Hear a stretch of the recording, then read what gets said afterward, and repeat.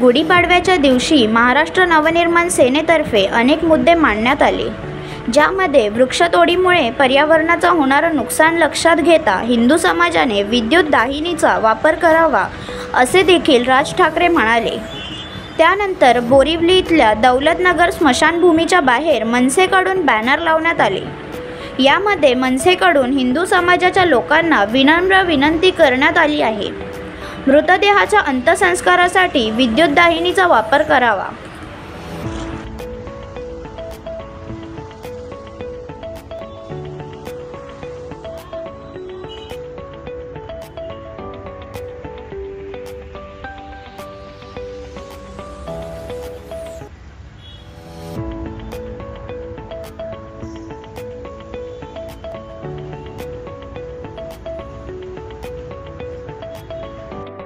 आज मनसेतर्फे एक बॅनर लावण्यात आलेला आहे वृक्षतोडीच्या बाबतीत, जे मृतदेह वाहिनी आहे जे ह्याचा वापर करण्यात यावा, मात्र लकडीचा वापर कमी वापर करा अशी मागणी करण्यात आली। काय सांगता? गुढीपाडव्याला महाराष्ट्र नवनिर्माण सेनेचा मेळावा झाला।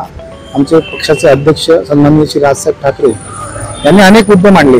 त्यातला हाही एक मुद्दा होता की जी होणारी वृक्षतोड आहे, निसर्गाचा होणारा ऱ्हास आहे, तो आपल्याला कसाच कमीत कमी करता येईल आणि जिकडे जिकडे विद्युत दाहिन्या आहेत त्याचा जास्तीत जास्त वापर नागरिकांनी करावा, यासाठी राजसाहेबांनी जे विचार मांडले अमित साहेब ठाकरे यांच्या मार्गदर्शनाने आम्ही फक्त एक आमचा छोटासा प्रयत्न आहे, इकडच्या स्थानिक नागरिकांना आम्ही नम्र विनंती करत आहोत की आपण जास्तीत जास्त विद्युत दाहिनीचा वापर अंत्यसंस्कारासाठी करावा, जेणेकरून या पुढच्या पिढीसाठी झाडं राहतील।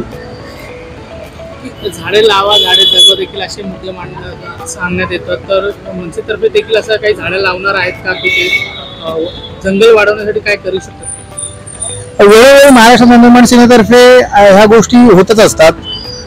मला एकदम आठवत आहे की अगदी म्हणजे राजसाहेब ठाकरे यांचा एक 20 वर्ष अगोदरपणचा जो वाढदिवस होता, 20 ते 25 वर्ष अगोदरचा, जेव्हा राजसाहेब ठाकरे टाटा पॉवर हाऊस इथे आलेले, हायवेला जी पूर्ण झाडं जी दिसत आहेत ती राजसाहेबांच्या वाढदिवसानिमित्त लावलेली झाडं आहेत, जी आता आपण आज मोठे वृक्ष म्हणून बघतोय मागाठाण्यापासून जे देसाईपर्यंत हायवेला। तर आमच्या राजसाहेबांची ही शिकवण आहेच आणि आम्ही छोटे महाराष्ट्र सैनिक म्हणून आम्ही नेहमीच त्यांच्या दिलेल्या शिकवणीच्या रूपाने ते करत असतो। नुसतं झाडं लावत नाही, आम्ही ती जगवत पण असतो की इतर लोकांसारखं नाही, आम्ही प्रामाणिक महाराष्ट्र सैनिक आहोत। आम्ही झाडं जरी लावली तर पूर्ण मोठं होऊन जगवून त्याला पाणी घालून व्यवस्थित जगवण्याचा आमचा प्रामाणिक प्रयत्न असतो। नवीन घडामोडी पाहण्यासाठी आजच आम्ही मुंबईकर 24 तासला लाईक करा, सबस्क्राईब करा आणि अपडेट रहा।